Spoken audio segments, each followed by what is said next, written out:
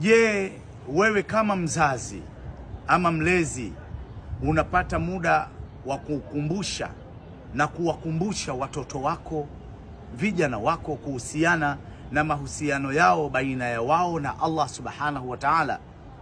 Je, kama mzazi pia unapata pia muda wa kuwakumbusha kuhusiana na mahusiano yao na wewe kama mzazi wao?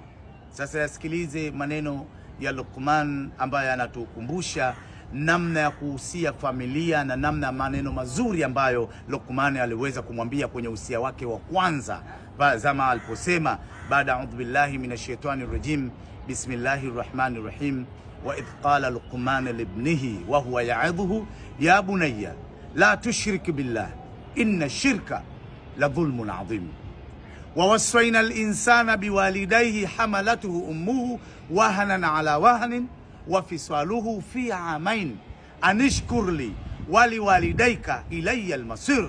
Mwisho wa kunukuu. Leo tucheze na hapa.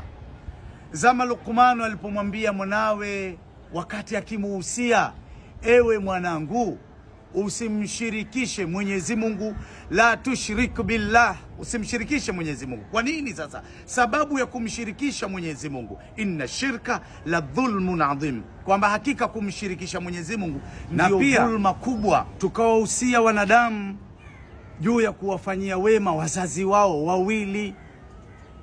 Sasa angalia wema ambao ni kumjali mzazi, kumthamini mzazi, kuheshimu mzazi kwa namna yoyote.